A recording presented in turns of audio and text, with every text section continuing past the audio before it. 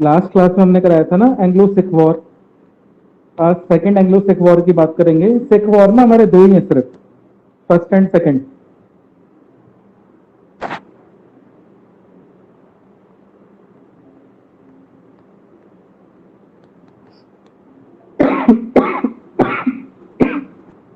चलो स्टार्ट करते हैं।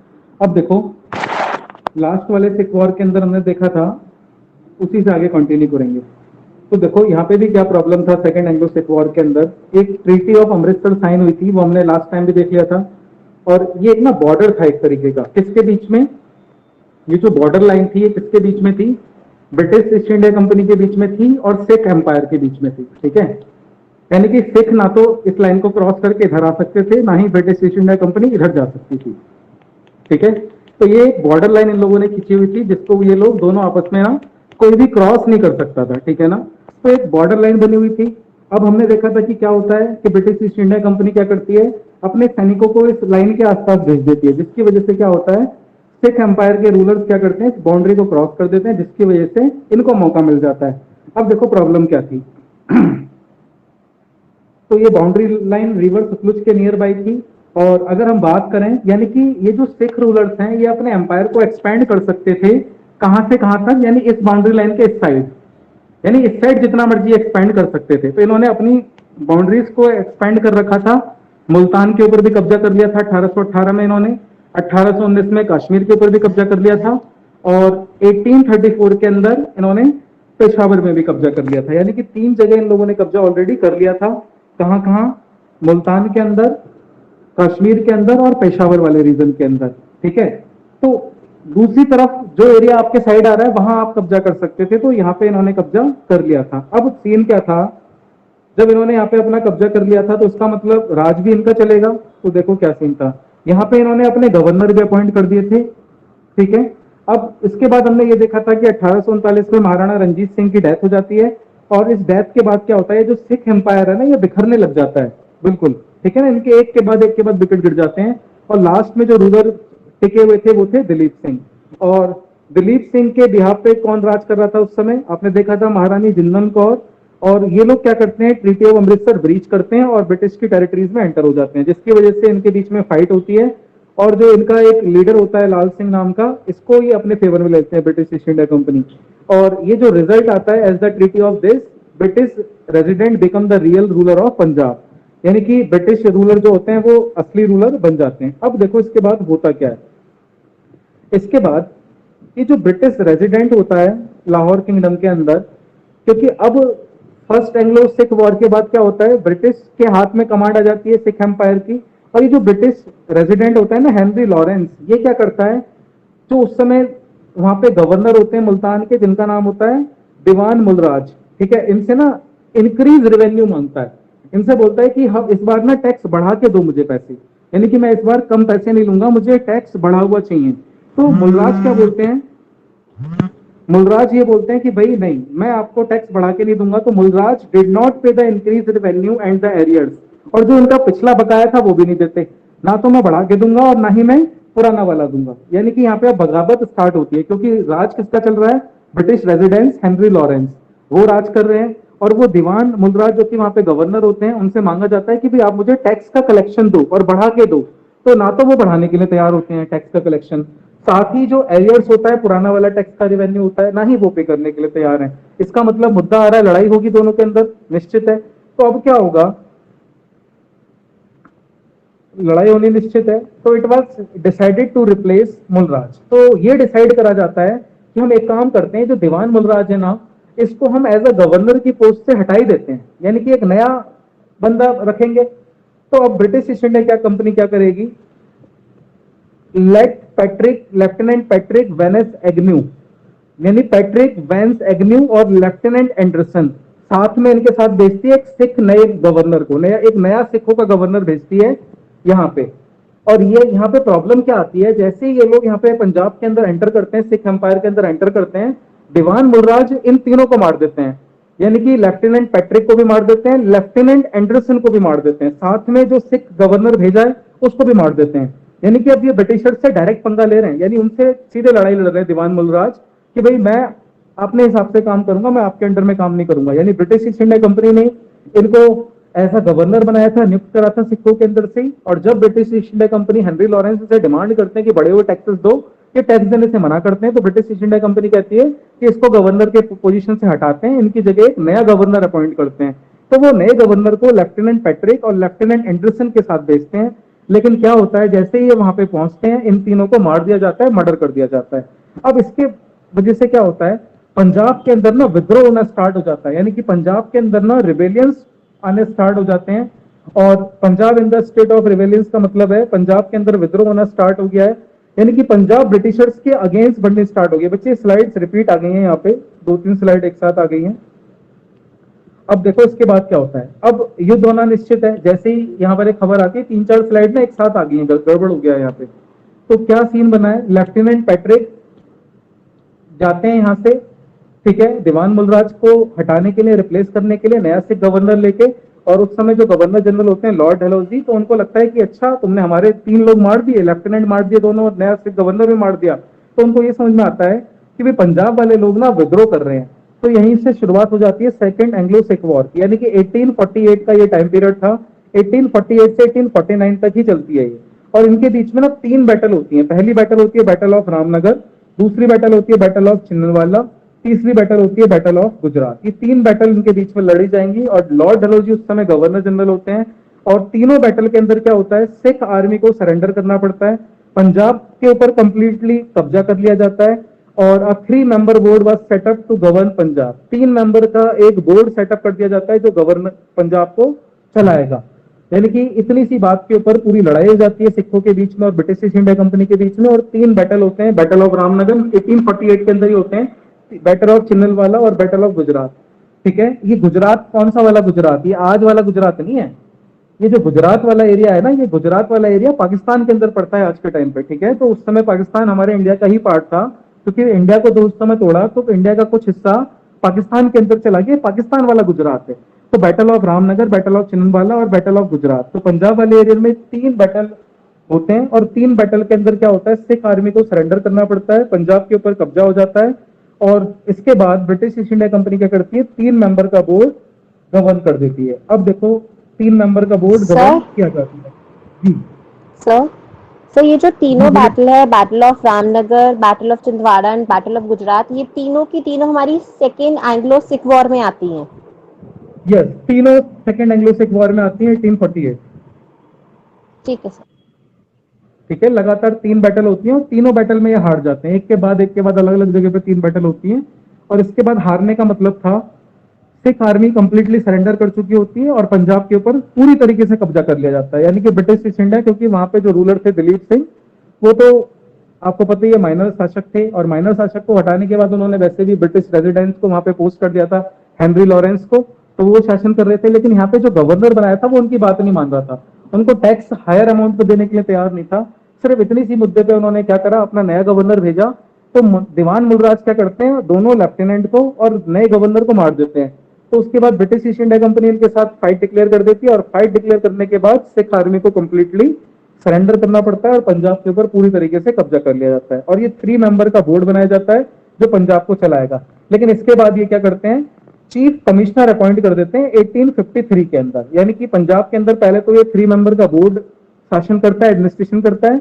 उसके बाद 5 साल के बाद 1853 के अंदर पंजाब के अंदर एक चीफ कमिश्नर अपॉइंट कर दिया जाता है जो कि अब पंजाब को चलाएगा। ठीक है, यानी कि पंजाब के अंदर से भी जो दिलीप सिंह था उनका शासन भी खत्म। यानी कि पंजाब को भी कंप्लीटली कब्जा करने के बाद ब्रिटिश ईस्ट इंडिया कंपनी अब इंडिया के 50% से ज्यादा हिस्से के ऊपर का राज कर रही है। तो ये सीन रहता है 1848 तक। यानी ये कंप्लीटली मान लो इंडिया के अंदर कब्जा कर लेते हैं। इन्होंने पहले बंगाल कैप्चर करा, कार्नेटिक रीजन कैप्चर करा, उसके बाद इन्होंने आगे की तरफ बॉम्बे इनके पास पहले आ गया था, मद्रास इनके पास स्टार्टिंग से था, नॉर्दर्न सरकार इनके पास आ गया, मैसूर इनके पास आ गया, मराठा इनके पास आ गए। और मराठाओं के बाद सिख एम्पायर बचा था, सिख एम्पायर भी अब इनके कब्जे में आ चुका है।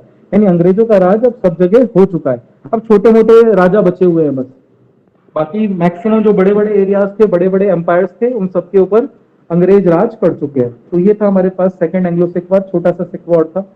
सिर्फ क्या होता है, एक ही मुद्दा है इसके अंदर 1848 के अंदर, वो टैक्सेस मांगते हैं कि बढ़ा के टैक्स दे दो और जो एरियर्स है पुराने वाले वो वाला टैक्स भी दे दो। दीवान मुलराज मना कर देते हैं तो ब्रिटिश ईस्ट इंडिया कंपनी सोचती है इनको गवर्नर की पोस्ट से हटा दिया जाए। जैसे ही वो इनको गवर्नर की पोस्ट से हटाती है, उसके बाद क्या करती है, किसी और को रिप्लेस करने के लिए भेजती है, तो लेफ्टिनेंट पैट्रिक और लेफ्टिनेंट एंडरसन को भेजती है साथ में। तो ये तीनों को मार देते हैं, और जिसकी वजह से क्या होता है, ब्रिटिश ईस्ट इंडिया कंपनी के जो लॉर्ड डलहौजी होते हैं वो इनके साथ वॉर डिक्लेयर कर देते हैं लाहौर किंगडम के साथ। और लाहौर किंगडम के साथ 3 बैटल होते हैं, battle of Ramnagar, battle of Chillianwala और बैटल ऑफ गुजरात।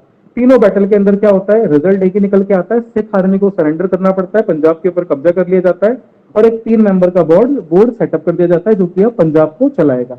और ये बोर्ड सेटअप हो चुका है, पंजाब को चला रहा है, और बाद में इसका नाम चेंज करके चीफ कमिश्नर रख दिया जाता है जो कि पंजाब को चलाएगा। तो इस तरीके से battle second Anglo Sikh war खत्म हो जाता है, और यहाँ पे 2 ही बैटल हुए थे सिखों के साथ। तो अब हमारा अंग्रेजों का जो कब्जा है वो सिखों के ऊपर भी हो चुका है। लेकिन यहाँ पे आपके लिए जो इंपॉर्टेंट है ना, वो एक चीज इंपॉर्टेंट है, ये लॉर्ड डलहौजी जो गवर्नर जनरल ऑफ पंजाब है, इनके बारे में आपको देखना है, क्योंकि इन्होंने काफी सारे डेवलपमेंट्स इंडिया के अंदर करवाए हैं। तो बच्चा बताएगा लॉर्ड डलहौजी के क्या क्या डेवलपमेंट्स हैं, लॉर्ड डलहौजी ने इंडिया में क्या क्या किया, ट्रेन जो थी उन्हीं के टाइम पे चली थी इंडिया में। तो बताएगा भाई डेवलपमेंट्स ऑफ लॉर्ड डलहौजी।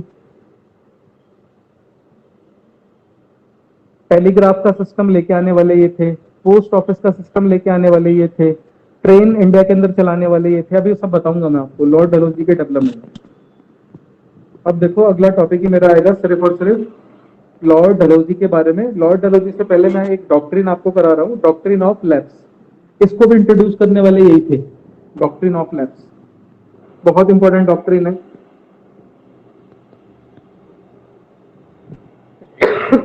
अब देखो ये डॉक्ट्रिन ऑफ लैप्स की क्या, इसको मुझे इसलिए बताना पड़ रहा है क्योंकि जो रिवॉल्ट होगा ना हमारा 1857 वाला, इस डॉक्ट्रिन ऑफ लैप्स की वजह से होगा। ठीक है, अब देखो क्या सीन था। डॉक्ट्रिन ऑफ लैप्स को इंट्रोड्यूस करने वाले लॉर्ड डलहौजी थे, और लॉर्ड डलहौजी कब से कब तक गवर्नर जनरल रहते हैं, 1848 से लेके 1856 तक। 1856 तक ये इंडिया के गवर्नर जनरल रहते हैं। अब उस समय इंडिया के अंदर ना 3 तरीके से स्टेट हुआ करते थे। एक थे फ्री स्टेट जिनके ऊपर किसी का कब्जा नहीं था, दूसरे थे प्रोटेक्टोरेट स्टेट जो ब्रिटिश ईस्ट इंडिया कंपनी की प्रोटेक्शन में थे, और तीसरे थे डिपेंडेंट स्टेट जो कि किसी ना किसी स्टेट के ऊपर डिपेंडेंट हुआ करते थे। ठीक है ना, तो ऐसे 3 तरीके के स्टेट हुआ करते थे उस समय इंडिया के अंदर।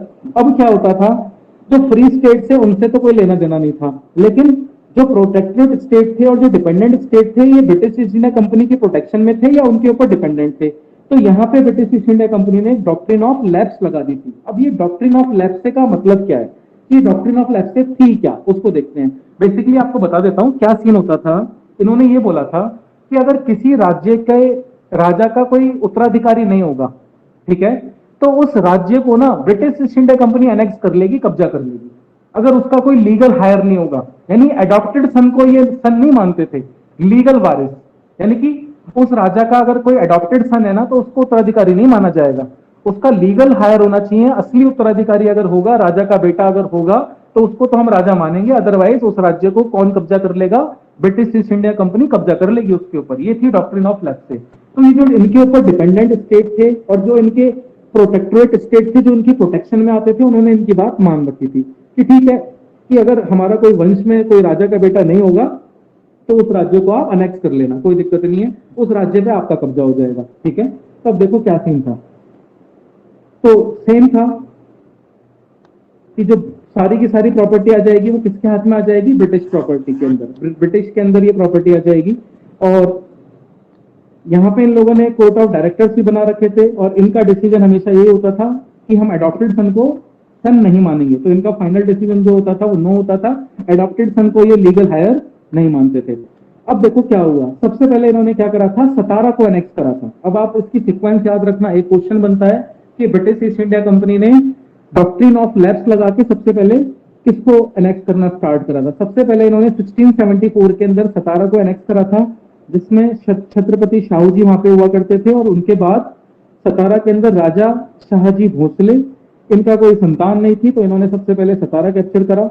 उसके बाद सतारा कैप्चर करने के बाद ये आगे की तरफ बढ़ते हैं, एक जयपुर के अंदर संबलपुर 1849 में कैप्चर करा। उसके बाद बहर कैप्चर करा 1850 में, झांसी कैप्चर करा 1853 में, नागपुर कैप्चर करा 1854 में, और 1856 के अंदर लॉर्ड डलहौजी वापस से लंदन की तरफ रिटर्न हो जाते हैं। तो डॉक्ट्रिन ऑफ लेप्से आपको समझाने का सिर्फ इसमें इतना सा पर्पस था। डॉक्ट्रिन ऑफ लेप्से के अकॉर्डिंग क्या होता था, जिस राजा की संतान नहीं होती थी उस राजा के राज्य को कौन अनेक्स कर लेगा, कौन कब्जा कर लेगा, ब्रिटिश ईस्ट इंडिया कंपनी उसके ऊपर कब्जा कर लेगी। ये थी डॉक्ट्रिन ऑफ लेप्से। और डॉक्ट्रिन ऑफ लेप्से से इन्होंने सबसे पहले किसको कैप्चर करा था, सतारा को कैप्चर करा था, फिर जैतपुर, संबलपुर, फिर बहूत, झांसी, नागपुर, इस तरीके से सीक्वेंस है। तो आपको ये सीक्वेंस भी याद करनी है, ठीक है, कि डॉक्ट्रिन ऑफ लेप्से लगा के इन्होंने सबसे पहले किसको, सतारा वाली सीक्वेंस आएगी, फिर जैतपुर संबलपुर वाला, फिर बहूत, झांसी, देन नागपुर। इतना आपको याद रखना है इस डॉक्ट्रिन ऑफ लेप्से के अंदर। और डॉक्ट्रिन ऑफ लेप्से क्या था कि फिर से रिपीट कर रहा हूं, किसी राजा की अगर कोई संतान नहीं है तो उस राज्य को कौन कब्जा कर लेगा, कौन अनेक्स कर लेगा, British east India company annex कर लेगी। वो भी कौन सा वाला राज्य, जो उनकी प्रोटेक्शन में है या जो उनके ऊपर डिपेंडेंट है। यानी डिपेंडेंट स्टेट और प्रोटेक्टोरेट स्टेट, फ्री स्टेट से उनका कोई लेना देना नहीं था।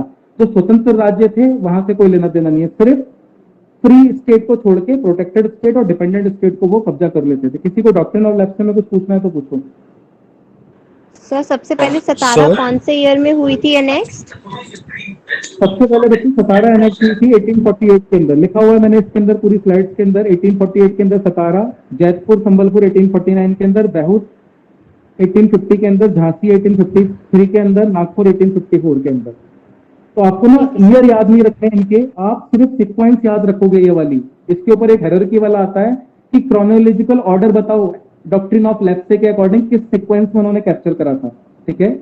उसका आपसे क्रोनोलॉजिकल ऑर्डर पूछेगा बढ़ते हुए क्रम में आगे की तरफ, कैसे कैसे अनेक्ट करते थे। सर सतारा को तो ब्रिटिशर्स ने ही as an independent kingdom after the third Anglo Maratha war उन्होंने छत्रपति शिवाजी के डिसेंडेंट्स को दिया था। तो sir then why did they apply the doctrine of lapse when they already knew that he it is a small kingdom and he is under the British control. अच्छे से समझा नहीं आपका क्वेश्चन, फिर से रिपीट करो। Sir, after the third Anglo-Maratha war, we saw that Satara was basically the king of Satara was made by the Britishers only, since he was a sort of आगे hello the hello hello बच्चे, आपकी आवाज cut के आ रही है बहुत। Hello hello, चलो आगे बढ़ता हूँ बच्चे, आपकी आवाज नहीं आ रही मेरे पास तक। किसी और का कोई क्वेश्चन है इसके बारे में?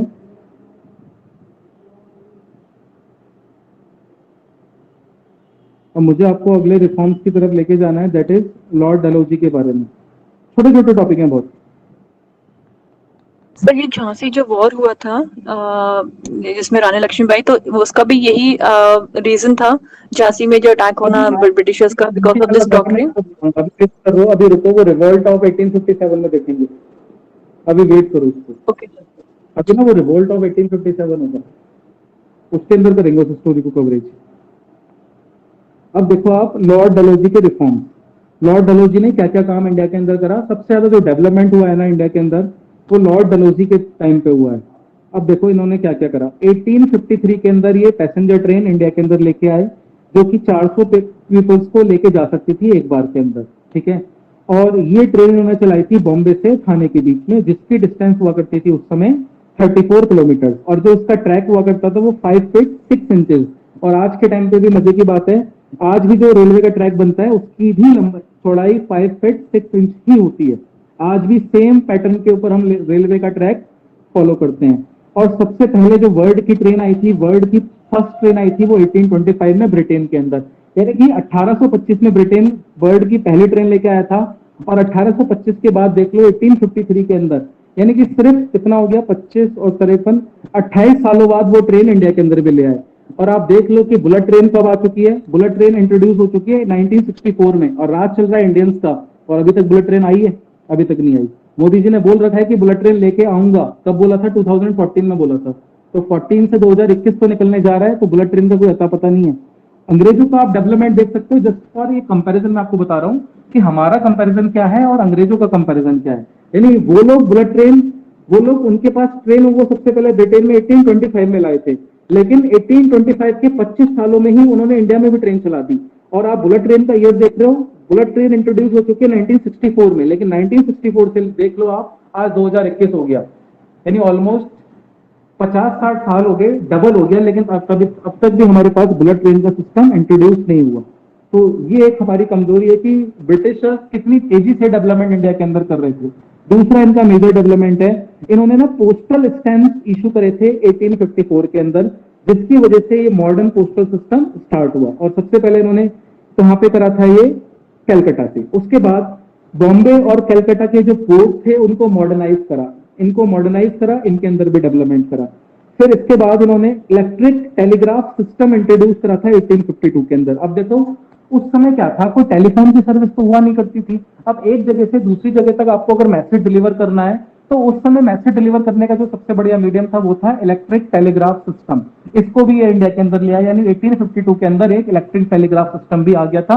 आप इलेक्ट्रॉनिकली जो भी आपकी ईमेल है, जो भी आपका मैसेज है, वो दूसरे पर्सन तक पहुंचा सकते हो, तो इसको भी इंट्रोड्यूस कर दिया था। इसके बाद उस समय क्या होता था, इन्होंने क्रिएटेड सेपरेट पीडब्ल्यूडी डिपार्टमेंट। क्या होता था कि जो ब्रिटिश की आर्मी होती थी ना, उस समय कंस्ट्रक्शन वही लोग करा करते थे, लेकिन इन्होंने क्या करा, एक सेपरेट पब्लिक वर्क्स डिपार्टमेंट बनाया कि भाई जितने भी ऐसे काम होंगे ना, जितने भी रेलवे के पुल होंगे या फिर सड़कें होंगी या पब्लिक बिल्डिंग्स होंगी, उनको कौन बनाएगा, एक अलग से डिपार्टमेंट बना दिया जिसका नाम रखा पीडब्ल्यूडी, पब्लिक वर्क्स डिपार्टमेंट। और ये डिपार्टमेंट आज के टाइम पे भी चलता है, पीडब्ल्यूडी। दिल्ली के अंदर इसका हेडक्वार्टर बना हुआ है, आईटीओ के सामने, बिल्कुल इनकम टैक्स ऑफिस के बिल्कुल सामने बना हुआ है।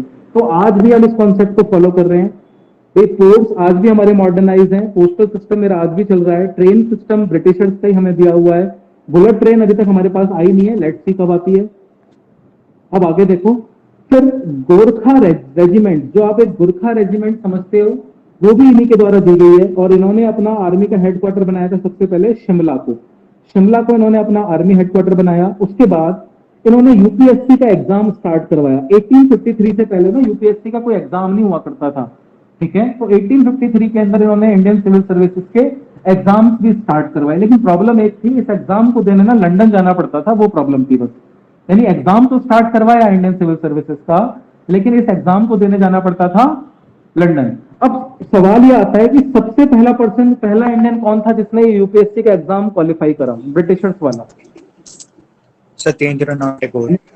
सत्येंद्रनाथ टैगोर, ये ना रविन्द्रनाथ टैगोर के बड़े भाई हैं, सत्येंद्रनाथ टैगोर। इन्होंने क्लियर करा था यूपीएससी का पहला एग्जाम। किसी बच्चे को नहीं पता तो वो नोट कर लेना, first person to qualify UPSC exam, first person to qualify UPSC exam, यानी कि पहले इंडियन थे जिन्होंने इस यूपीएससी के एग्जाम को क्वालिफाई करा था। और 30 साल की सर्विस भी दी थी ब्रिटिशर्स के लिए, इन्होंने 30 साल तक काम भी करा था, ठीक है।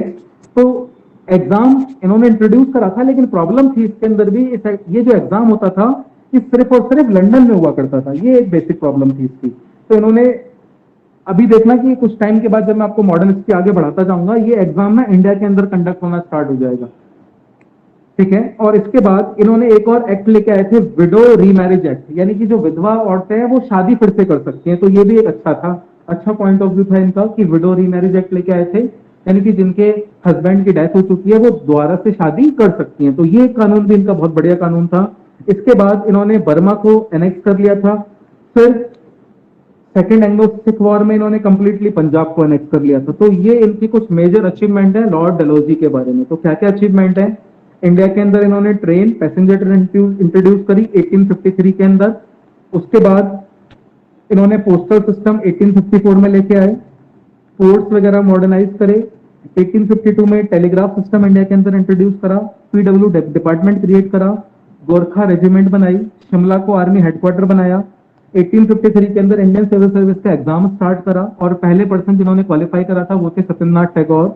इसके बाद विडो रीमैरिज एक्ट भी 1853 के अंदर लेके आए, बर्मा के ऊपर कब्जा करा और पंजाब के ऊपर भी इन्होंने कब्जा करा। तो ये लॉर्ड डलहौजी के बारे में कुछ मेजर अचीवमेंट्स हैं, ठीक है बच्चों। तो ये आप इनके अचीवमेंट्स याद रखोगे, मैं भेज दूंगा आपको as it is PDF. Train याद कर लेना।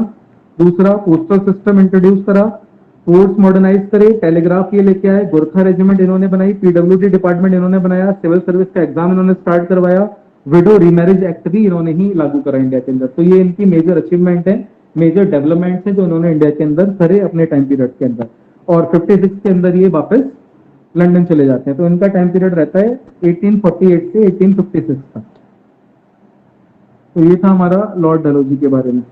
अब स्टार्ट होता है main point, that is revolt of 1857, यानी 1857 का विद्रोह। अब इसको देखने के लिए भी पहले आपको ना एक बैकग्राउंड समझना पड़ेगा कि ये रिवॉल्ट हुआ क्यों, किस किस ने इसके अंदर पार्टिसिपेट करा। द रिवॉल्ट ऑफ 1857, आप मान के चलो रिवॉल्ट ऑफ 1857 को ना मैं आपको कम से कम 6 से 7 छोटे छोटे पीडीएफ्स के अंदर पढ़ाऊंगा, ठीक है। तो आपको समझ में आएगा कि किस तरीके से मैं आपको उसको पढ़ाऊंगा। मैं उसके रीजंस आपको अलग से बताऊंगा, वो फ्लॉप क्यों हुआ वो अलग बताऊंगा, ये रिवॉल्ट कहाँ से स्टार्ट हुआ वो अलग से बताऊंगा, क्यों स्टार्ट हुआ वो भी अलग से बताऊंगा। तो सारी पीडीएफ बिल्कुल अलग अलग बना रखी है मैंने, किस तरीके से रिवॉल्ट फैला उसके ऊपर अलग पीडीएफ बना रखी है। तो सारे अलग अलग पॉइंट ऑफ व्यू है, ठीक है। तो सबसे पहले हम देखते हैं आज कि रिवॉल्ट हुआ क्यों, ठीक है, कि जो रिवॉल्ट ऑफ 1857 था क्या वजह थी। तो देखो क्या था, रूलर्स ऑफ इंडियन स्टेट, इन लोगों ने भी पार्टिसिपेट करा, सिपाहियों ने भी पार्टिसिपेट करा, जमींदारों ने भी पार्टिसिपेट करा, पीजेंट मतलब किसानों ने भी करा, ट्रेडर्स व्यापारियों ने भी करा, आर्टिशियंस मतलब चित्रकारों ने भी करा, पंडित एंड मौलवी, पंडितों ने भी पार्टिसिपेट करा और मौलवी ने भी, यानी हर वर्ग के लोग ने पार्टिसिपेट करा था इस रिवॉल्ट के अंदर। यानी अब आप सोच रहे होंगे कि सारे के सारे जब लोग मौजूद थे इस रिवॉल्ट के अंदर तो ये रिवॉल्ट फ्लॉप क्यों हुआ। तो उसके भी रीजन हैं कि रिवॉल्ट फ्लॉप क्यों हुआ, बिल्कुल लास्ट में देखेंगे कि क्यों फ्लॉप हुआ। पहले तो ये देखते हैं कि क्या सीन था। देखो उस समय क्या होता था, जो सिपाही होते थे, सिपाही in the British east India company आर्मीज in India were issue with the new rifle इन 1857। क्या हुआ था, ब्रिटिश ईस्ट इंडिया कंपनी ने ना इन लोगों को एक नई राइफल दी थी। उन राइफल का नाम था पैटर्न 1853 एनफील्ड राइफल मस्केट, ये राइफल का नाम था। यानी ब्रिटिश ईस्ट इंडिया कंपनी में जो उस समय सिपाही काम कर रहे थे उनको ब्रिटिश ईस्ट इंडिया कंपनी ने ना नई तरह की राइफल इंट्रोड्यूस करी थी कि भाई आज से आप ये वाली राइफल्स को यूज करोगे। अब देखो पुरानी राइफल में और नई राइफल में फर्क क्या था, यानी कि ओल्ड राइफल के कंपैरिजन में नई वाली राइफल ज्यादा बेटर थी। कैसे बेटर थी वो बताता हूं आपको। देखो जो पुरानी वाली राइफल थी इसके अंदर क्या सीन हुआ करता था, ये जो बैरल है ना इसके अंदर पहले तो इनको बुलेट डालनी पड़ती थी, समझ रहे हो। ये जो बैरल है ये आगे वाला बैरल है, फिर से दिखा रहा हूं आपको क्या सीन हुआ करता था। ये जो बैरल है ना इस बैरल के अंदर इनको बुलेट डालनी पड़ती थी, ठीक है। बुलेट ये लोग डाल रहे हैं, अब बुलेट के बाद इनको क्या करना पड़ता था, इसी के अंदर गन पाउडर डालना पड़ता था। यानी कि अब गन पाउडर डाल रहे हैं, यानी कि एक सिपाही को आप समझ सकते हो बंदूक के साथ साथ ना 2 बैग कैरी करने पड़ेंगे। एक बैग के अंदर तो बुलेट होगी, पहले बुलेट डालेंगे फिर गन पाउडर डालेंगे, यानी कि एक बैग के अंदर उनको गन पाउडर भी कैरी करना पड़ेगा और एक बैग के अंदर उनको बुलेट्स भी कैरी करनी पड़ेंगी। तो दोनों चीजें उनको कैरी आउट करनी पड़ेंगी। तो ब्रिटिश ईस्ट इंडिया कंपनी को ये प्रॉब्लम लगती थी कि भाई जो हमारे सिपाही हैं वो 2 तरीके से 2 बैग कैरी आउट करते हैं और इनको ये भी नहीं पता कितनी मात्रा में गन पाउडर डालना है। कभी गन पाउडर कम हो जाता था, कभी गन पाउडर ज्यादा हो जाता था। भाई कम हो रहा है तो सामने वाले के अगर गोली लगी तो मरता नहीं था, ज्यादा हो जा रहा है तो वो लॉस था ब्रिटिश ईस्ट इंडिया कंपनी का। तो क्या होता था, इन्होंने सोचा कि क्यों ना हम इस सिस्टम को खत्म ही कर दें, कि इनको ना गन पाउडर और बुलेट एक ही जगह कंबाइन करके दे दे। तो अब क्या हो रहा है, जो पुरानी वाली राइफल है यानी उसके अंदर गन पाउडर अलग से डलता था, बुलेट अलग से डलती थी। पहले बुलेट डलती थी और बुलेट के ऊपर गन पाउडर डलता था, यानी इस बैरल के अंदर इसको लोड करा जाता था। अब ये सिस्टम था। लेकिन अब एनफील्ड राइफल मस्केट के अंदर क्या चीज थी, इसके अंदर इन्होंने क्या सिस्टम बनाया, इसके अंदर इन्होंने सिस्टम बनाया था जो मैंने यहां तक आपको बता दिया, 2 बैग अलग अलग कैरी करने पड़ते थे। It was a cumbersome and time consuming process. भाई टाइम भी लगता था, पहले बुलेट डालोगे फिर गन पाउडर डालोगे फिर उसको पीछे की तरफ करोगे फिर गोली चलेगी, इतने में तो सामने वाला आपके ऊपर अटैक कर देगा। तो ये प्रॉब्लम हुआ करती थी। तो अंग्रेजों ने क्या करा कि भाई इस गन पाउडर और ओल्ड राइफल को रिप्लेस करा जाए और इसकी जगह पे क्या सिस्टम इंट्रोड्यूस करा जाए, कार्ट्रिज, यानी कि ये कार्ट्रिज का सिस्टम इंट्रोड्यूस करा इन्होंने। अब ये कार्ट्रिज वाला सिस्टम क्या हुआ करता था, इसके ऊपर देखो सारी लड़ाई ही इस कार्ट्रिज के ऊपर है। तो देखो कार्ट्रिज के अंदर क्या था, कार्ट्रिज से प्रॉब्लम थी किसको, सारे के सारे सिपाहियों को।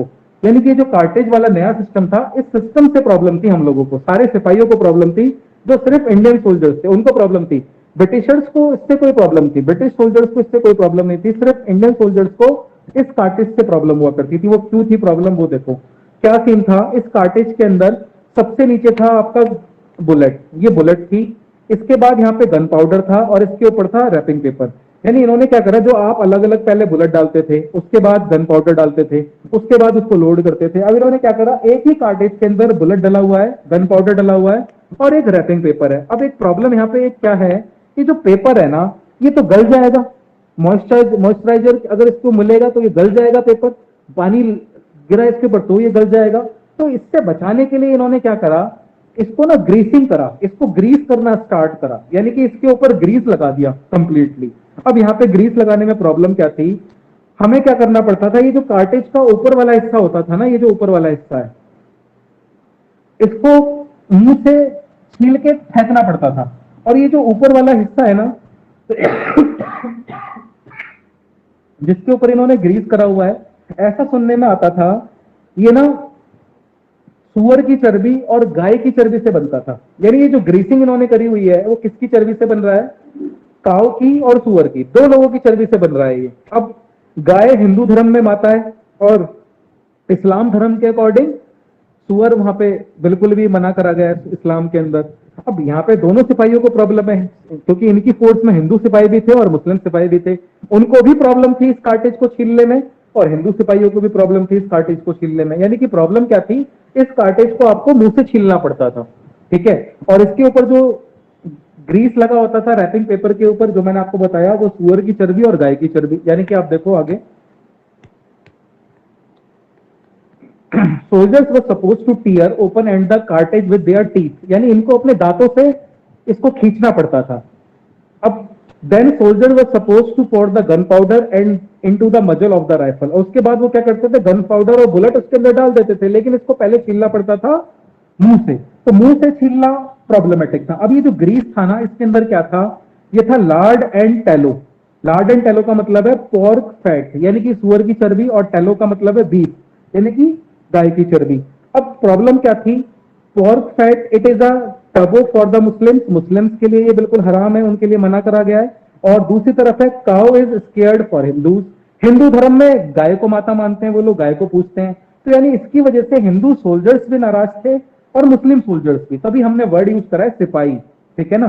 तो इंडिया वाले सिपाही नाराज थे, हिंदू भी और मुस्लिम भी, दोनों नाराज थे कि भाई हम इसको यूज नहीं करेंगे। इन्होंने क्या करा, विद्रोह करना स्टार्ट कर दिया, हम तुम्हारी नई वाली राइफल्स को यूज नहीं करेंगे। लेकिन ब्रिटिश ईस्ट इंडिया कंपनी क्या बोल रही थी, नहीं आपने नई वाली राइफल्स ही यूज करनी है। लेकिन इंडियन सिपाही क्या बोल रहे थे, हम इसको यूज नहीं करेंगे, क्योंकि हम इसको अपने मुंह से नहीं खोलेंगे, इसको अपने मुंह से नहीं फाड़ेंगे, क्योंकि कार्टेज को मुंह में आपको लेना पड़ेगा, और उसके अंदर क्या है, गाय और सुअर की चर्बी है। हिंदू वैसे मना कर रहे हैं, मुसलमान वैसे मना कर रहे हैं कि यार ये चर्बी तो मुंह पे लगेगी हमारे, तो हम इसको नहीं करेंगे। तो प्रॉब्लम कहां आ रही है, तो इन्होंने सोचा अवर रिलीजन इज इन डेंजर, हमारा धर्म तो खतरे में है, यानी कि आप धर्म भ्रष्ट कराने की कोशिश कर रहे हो। तो सारे सिपाहियों ने बोला नो। बहरमपुर के अंदर 19th नेटिव इन्फ्लेंट्री ने 1857 फरवरी में बोला नो, हम नहीं करेंगे। बैरकपुर के अंदर इन्होंने मना कर दिया, अवध में मना कर दिया। यानी कि there were rumblings of various resentment in various cantonment, सब जगह लोगों ने मना कर दिया कि नहीं नहीं हम इसको यूज नहीं करेंगे। और इसी के चलते ब्रिटिश ईस्ट इंडिया कंपनी को ये जो बहरामपुर वाली इन्फेंट्री है, इस आर्मी को डिसबैंड करना पड़ा, यानी ये आर्मी ही खत्म करनी पड़ी इनको। उसके बाद बची कौन सी है, बैरकपुर, अवध, ये बचा हुआ है। अब क्या हुआ, बैरकपुर के अंदर एक मंगल पांडे नाम का एक ऑफिसर था, उसने अपने सीनियर के मर्डर कर दिया इतनी सी बात पे। यानी इसके सीनियर ऑफिसर ने बोला मंगल पांडे के कि भाई क्यों नहीं कर रहे, तो मंगल पांडे को गुस्सा है और उन्होंने अपने सीनियर ऑफिसर का ही मर्डर कर दिया। और जिसकी वजह से क्या हुआ, मंगल पांडे को फांसी दी गई। यानी मंगल पांडे एग्जीक्यूटेड ऑन 8 अप्रैल 1857, यानी कि 8 अप्रैल को मंगल पांडे को फांसी की सजा भी दे दी गई। यानी कि सबसे पहले विद्रोह होना स्टार्ट कहां से हुआ है, विद्रोह होना स्टार्ट हुआ है बहरामपुर से, ठीक है। कोई बताएगा कि ये विद्रोह कहां से स्टार्ट माना जाता है, बहरामपुर से माना जाता है या मेरठ से माना जाता है? 1857 का रिवॉल्ट, बहरामपुर या मेरठ? Meerut sir, Meerut Meerut sir. बहरामपुर क्यों नहीं, बहरामपुर से तो स्टार्टिंग हुई है इसकी, वो क्यों नहीं माना जाता? मेन स्टार्टिंग तो उसकी बहरामपुर से हुई है। अगला टॉपिक ही मेरा ये है कि ये रिवॉल्ट कहां से स्टार्ट हुआ माना जाता है, बहरामपुर या मेरठ? भाई होना तो बहरामपुर से चाहिए ना। सबसे पहले तो इस आर्मी के लोगों ने विद्रोह करा और इसको डिसबैंड करना पड़ा। फिर बैराकपुर के अंदर विद्रोह हुआ, मंगल पांडे नाम के व्यक्ति ने गोली चला दी अपने सीनियर ऑफिसर पे, और फिर मंगल पांडे को फांसी दे दी गई इतनी सी बात पे। तो अभी आपको इसका रीजन बताऊंगा कि मेरठ आपका राइट आंसर है, लेकिन मेरठ क्यों है राइट आंसर वो बताऊंगा आज, ठीक है। तो हम बहरामपुर को क्यों नहीं मानते और मेरठ को क्यों मानते हैं इसका एपिक सेंटर, ठीक है ना। इस रिवॉल्ट की शुरुआत हम मेरठ क्यों मानते हैं उसका भी जवाब दूंगा आपको आज। अब देखो, तो इन्होंने क्या करा, बैराकपुर के अंदर मंगल पांडे नाम के ऑफिसर ने अपने सीनियर ऑफिसर को गोली मार दी, और जिसकी वजह से इनको फांसी हो गई। और इसके बाद क्या होता है, अवध की आर्मी को भी डिसबैंड कर दिया गया 3 मई को। यानी कि सारी की सारी आर्मी इनको क्या करनी पड़ी, ये डिसबैंड करनी पड़ी। और इसके बाद ये सारे के सारे जाके इकट्ठे होते हैं मेरठ के अंदर, और मेरठ के अंदर भी क्या होता है, सारे ऑफिसर्स ने मना कर दिया कि भाई हम इस कार्टिज को यूज नहीं करेंगे। यानी कि मेरठ के अंदर 24 अप्रैल 1857 90 man of the third native cavalry, यानी कि जो घुड़सवार वाले सेना थी, 90 लोगों ने मना कर दिया कि हम इस कार्टेज को यूज नहीं करेंगे। तो ब्रिटिशर्स ने क्या करा था, उस 90 में से 85 को ना 10 सालों के लिए जेल में डाल दिया। यानी कि 90 में से 85 को 10 सालों के लिए जेल में डाल दिया कि भाई तुम्हें जेल में बंद कर दिया जाता है। तो इनके जो बचे कुछ साथी थे ना मेरठ के अंदर, इन बाकी बचे कुछ साथियों ने इनको रिलीज करवा दिया। यानी विद्रोह पूरी तरीके से हो रहा है, यानी कि बचे कुछ साथियों ने इनको रिलीज करवा लिया यहाँ से ब्रिटिशर्स की कैद से। तो they the very next day on the May 10th 1857 they release the imprison soldiers, यानी अगले ही दिन उन्होंने क्या करा लिया, अपने सैनिकों को रिलीज करवा लिया यहाँ से। और यहीं से आपका स्टार्ट होता है 1857 का रिवोल्ट, यानी कि they killed their officer and unfurled the banner of revolt. अब यानी कि इन्होंने क्या कर लिया, अपने सारे ऑफिसर्स को रिलीज करवा लिया और रिवोल्ट की स्टार्टिंग कर दी। लेकिन सवाल यह आता है, why do we say the 1857 revolt started at Meerut and not Baharampur? Baharampur से क्यों नहीं मानते, मेरठ से क्यों मानते हैं? सर ये वाला आप दोबारा बता देंगे, जब उन्होंने अवध की रेजिमेंट को वो किया था तो वो सारे कहाँ मिले थे? मेरठ के अंदर।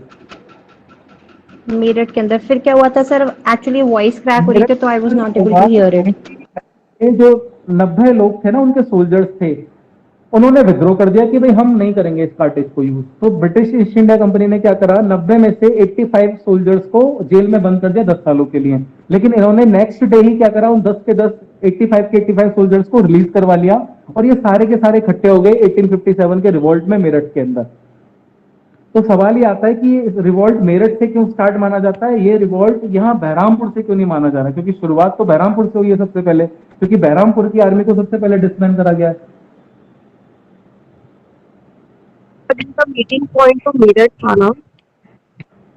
अब देखो मीटिंग पॉइंट ना मेरठ नहीं है, मेरठ से ये लोग जाएंगे दिल्ली की तरफ, ये लोग आगे बढ़ेंगे दिल्ली की तरफ, क्योंकि दिल्ली के अंदर ये लोग बेसिकली इकट्ठा होंगे और इनको अब चाहिए लीडरशिप। यानी अभी तो ये सिपाही अलग अलग है, अभी तो ये पूरे इंडिया के सिपाही एक जगह आके इकट्ठे हो रहे हैं, ठीक है। और मेन शुरुआत जो इन्होंने सिपाहियों ने, देखो अभी तक ना सिपाही इनके खिलाफ लड़े नहीं थे, सिर्फ क्या था, बहरामपुर के अंदर आर्मी को डिसबैंड कर दिया गया कि भाई तुम्हें आर्मी से निकाल दिया जाता है, आर्मी खत्म कर दी उन्होंने बहरामपुर की। मंगल पांडे को उसने फांसी पे चढ़ा दिया, यहाँ पे भी खत्म हो गया। अवध की सेना को भी डिसबैंड कर दिया इन्होंने। तो अभी तक इन्होंने सिर्फ डिसबैंड करा था, लेकिन मेरठ के अंदर क्या हुआ, मेरठ के अंदर 90 सोल्जर्स में से 85 सोल्जर्स को इन्होंने जेल में बंद करा, लेकिन इनके बाकी साथियों ने क्या करा, उन 85 सोल्जर्स को अगले दिन ही छुड़ा लिया। और सारे के सारे सोल्जर्स, जब बाकी सोल्जर्स को पता चला कि भाई मेरठ के अंदर ऐसा हुआ है, तो सारे सोल्जर्स क्या होते हैं, मेरठ के अंदर इकट्ठा हो जाते हैं।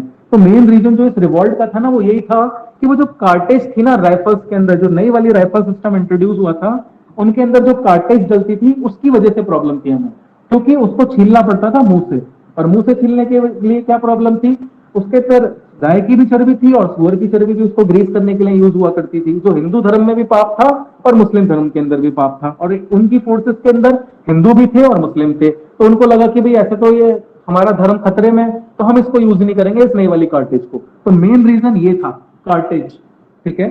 अब देखो कि इसका रीजन हम मेरठ से क्यों मानते हैं।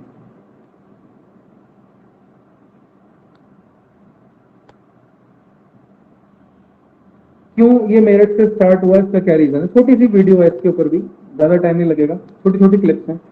अब देखो सिस्टम क्या था, वही सिस्टम था भाई, इन्होंने राइफल इंट्रोड्यूस करी थी, एनफील्ड राइफल मस्केट। बहरामपुर के अंदर रिवोल्ट हुआ, बैरकपुर में मंगल पांडे ने अपने ऑफिसर को गोली मारी, उसके बाद मेरठ के अंदर भी हुआ रिवोल्ट और अवध के अंदर भी हुआ। अब देखो क्या होता है, अवध मेरठ के अंदर क्या सीन बनता है। ऑन 10th में sipahi from Meerut cantonment headed towards Delhi, यानी कि ये वाले जो सिपाही मेरठ वाले होते हैं ना, ये दिल्ली की तरफ निकलना स्टार्ट करते हैं कि आप दिल्ली को कैप्चर करेंगे। यानी कि अब ये रिवॉल्ट की चिंगारी दिल्ली की तरफ जा रही थी कि भाई हम दिल्ली के ऊपर कैप्चर करेंगे अपना, यानी कि दिल्ली को कैप्चर कर लिया, इसका मतलब सेंटर पॉइंट को हमने कैप्चर कर लेंगे, फिर ब्रिटिशर्स के खिलाफ धीरे धीरे आगे बढ़ते रहेंगे। तो क्या हो रहा है, but from Meerut it did spread to the rest of India. लेकिन मेरठ से क्या होता है, ये पूरे इंडिया में फैलेगा, अभी लोगों को सबको पता चलना स्टार्ट हो जाएगा कि भाई ऐसे ऐसे अंग्रेजों के खिलाफ ना रिवॉल्ट हो गया है, विद्रोह हो गया है। तो अब देखो क्या होता है आगे। ऑन 10th में sipahi from Meerut cantonment headed towards Delhi, यानी कि date on which the revolt of 1857 started. इसी को हम रिवॉल्ट की स्टार्टिंग डेट मानते हैं 10 मई, जिस दिन उन्होंने मेरठ से दिल्ली की तरफ जाना स्टार्ट करा। समझ रहे हो? इसीलिए इस रिवॉल्ट की शुरुआत ना मेरठ मानी जाती है, क्योंकि मेरठ से ही वो दिल्ली को कब्जा करने के लिए गए थे। तो कब्जा कर भी लेते हैं दिल्ली के ऊपर ना, और कैसे कब्जा करेंगे वो अगली वीडियो के अंदर लेके आ रहा हूं। तो ये रीजन था सिर्फ कि इस रिवॉल्ट को मेरठ से स्टार्ट हुआ क्यों माना जाता है, क्योंकि ये लोग मेरठ से दिल्ली की तरफ आगे बढ़े थे सारे इकट्ठे होने के बाद कि भाई अब दिल्ली को जाके हम कैप्चर करते हैं। इसीलिए इस रिवॉल्ट की स्टार्टिंग 10th ऑफ मई 1857 मानी जाती है। ठीक है ना, इस रिवॉल्ट का ईयर 1857 माना जाता है 10th में, सिर्फ इस रीजन की वजह से कि इन्होंने दिल्ली पे जाना स्टार्ट कर दिया था यहाँ से। तो छोटा सा टॉपिक था कि मेरठ से क्यों स्टार्ट हुआ। अब आगे देखो ये रिवॉल्ट फैला कैसे, स्प्रेड कैसे हुआ, फैला कैसे। तो छोटे छोटे टॉपिक्स मैंने इसके ऊपर बना रखे हैं, किस तरीके से रिवॉल्ट स्प्रेड हुआ। देखो अब ये तो हमने देख लिया था कि the revolt began at Meerut, Meerut में स्टार्ट हो चुका था 10 मई 1857 को, और मेरठ से दिल्ली की जो दूरी है वो 58 किलोमीटर है। और ये लोग अब मेरठ से दिल्ली की तरफ जा रहे हैं। The local infantry at Delhi join the sipahi who came from Meerut, यानी जो दिल्ली के लोकल सिपाही थे ना, उन लोगों ने भी मेरठ वाली आर्मी को ज्वाइन कर लिया। समझ रहे हो? यानी कि अब आर्मी बढ़ती चली जा रही है, मेरठ वाले सारे सोल्जर्स एक साथ हैं, दिल्ली के जो लोकल सिपाही हैं उन्होंने भी ज्वाइन कर लिया इनको। और क्या हुआ, ब्रिटिश ईस्ट इंडिया कंपनी उस समय दिल्ली के अंदर जो एजेंट थे, पॉलिटिकल एजेंट, उनका नाम था साइमन फ्रेजर।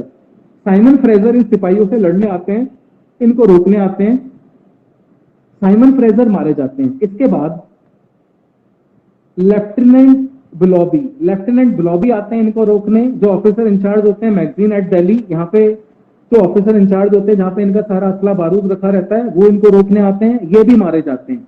यानी कि कंप्लीटली दोनों ऑफिसर मारे जाते हैं, साइमन फ्रेजर भी मारे जाते हैं और लेफ्टिनेंट ग्लोबी भी मारे जाते हैं। By killing their own European officer, ये अपने ही ऑफिसर्स को मारने के बाद Indian soldiers had seize Delhi, यानी कि भारत के सोल्जर्स दिल्ली के ऊपर कब्जा कर लेते हैं। यानी कि भारत के सिपाहियों ने अब दिल्ली के ऊपर कब्जा कर लिया। दो ऑफिसर्स बीच में आए, दोनों के दोनों ऑफिसर्स को इन्होंने मार दिया, उनकी आर्मी को भी हरा दिया। अब दिल्ली के ऊपर ये कब्जा कर चुके हैं। अब दिल्ली पे कब्जा करने के बाद इनको ये फील होता है कि भाई कोई लीडर होना चाहिए, तो ये किसके पास जाते हैं, मुगल बादशाह के पास जाते हैं। और उस समय जो मुगल बादशाह होते हैं वो कौन होते हैं, बहादुर शाह जफर। ये उसकी बहुत बूढ़ा हो चुका है, 80 साल के हो चुके होते हैं वो।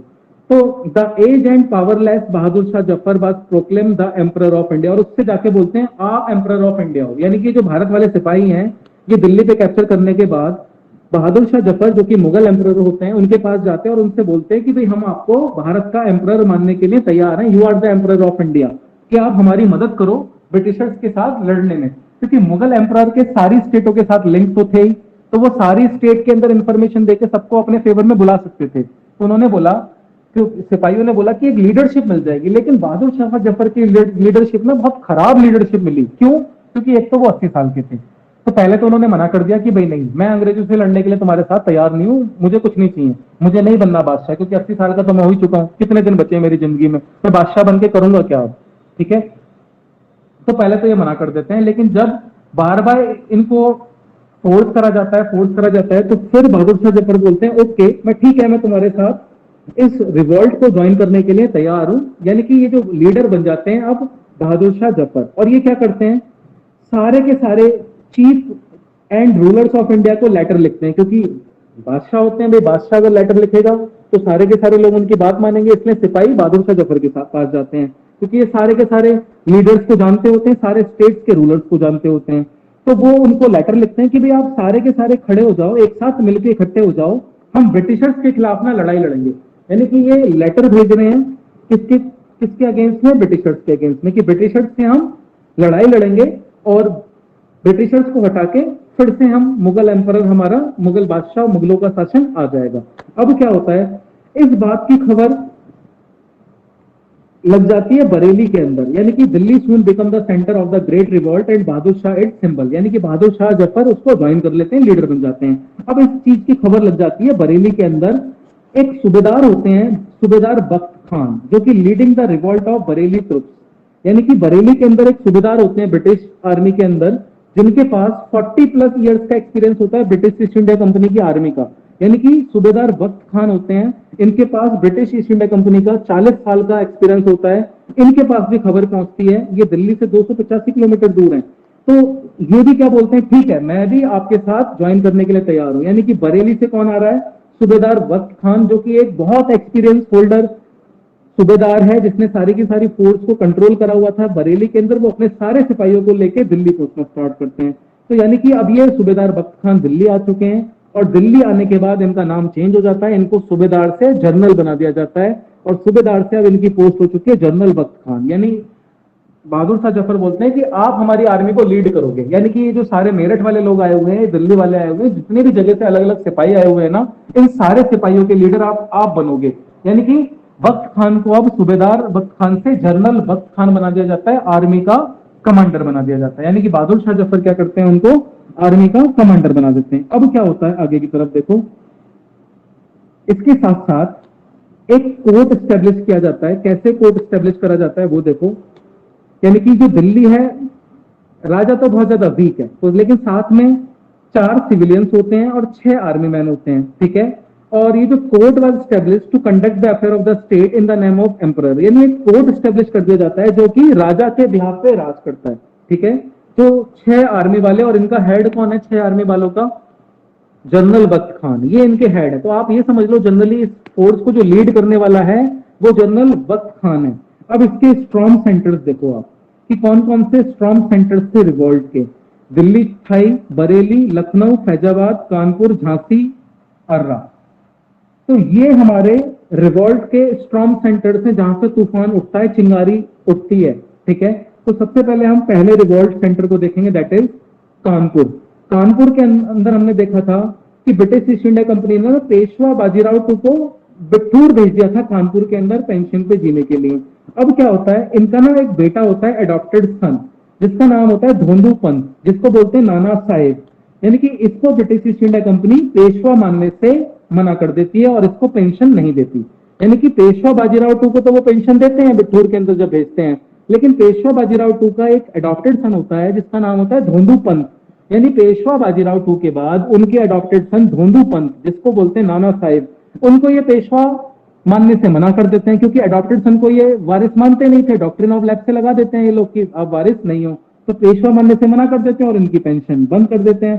तो कानपुर के अंदर नाना साहिब को बोला जाता है कि भाई आप क्या काम करो, बगावत कर दो सिपाहियों को लेके और यहाँ से ब्रिटिश ईस्ट इंडिया कंपनी को भगा दो। तो नाना साहिब क्या करते हैं, expel the English from Kanpur and proclaim himself the Peshwa. Nana Sahib इस चीज को करने में कामयाब हो जाते हैं, वो ब्रिटिशर्स को कानपुर से भगा देते हैं और अपने आप को बोलते हैं मैं आज से पेशवा बन चुका हूं। तो कानपुर के अंदर अब नया पेशवा बन जाता है जिनका नाम होता है नाना साहिब, जिनको बोलते हैं हम धोंदू पंत, ठीक है। अब और वो ये भी मानने को तैयार हो जाते हैं कि ठीक है बहादुर शाह भारत के एम्परर है, ठीक है, and declare himself to be his general, और अपने आप को उनका जनरल डिक्लेयर कर देते हैं। अब इसके बाद क्या होता है, इसके बाद यहाँ पे जो कानपुर के अंदर एक प्रॉब्लम आती है, इन नाना साहिब धोंदू पंत के द्वारा जो मारे जाते हैं ना स्टेशन कमांडर सर हग व्हीलर, ये मारे जाते हैं इनके द्वारा, धोंदू पंत के द्वारा। तो ब्रिटिश ईस्ट इंडिया कंपनी को सिर्फ इसी बात का सबसे बड़ा दुख पहुंचता है कि भाई आपने हमारे बड़े ऑफिसर्स को मार दिया। तो ये जो रिवॉल्ट है ये वो फैलना स्टार्ट होगा। तो इसके स्ट्रॉन्ग सेंटर्स कौन कौन से रहेंगे, दिल्ली हमने देख लिया है, बरेली के अंदर से जनरल बख्त खान आ गए हैं, उसके बाद कानपुर भी स्ट्रॉन्ग सेंटर में लिखा हुआ है और कानपुर में पेशवा के बेटे विद्रोह करेंगे। इसके बाद हम झांसी के अंदर देखेंगे रानी लक्ष्मीबाई विद्रोह करेंगी, अर्रा के अंदर भी विद्रोह होगा, फैजाबाद में भी विद्रोह होगा, लखनऊ में भी विद्रोह होगा।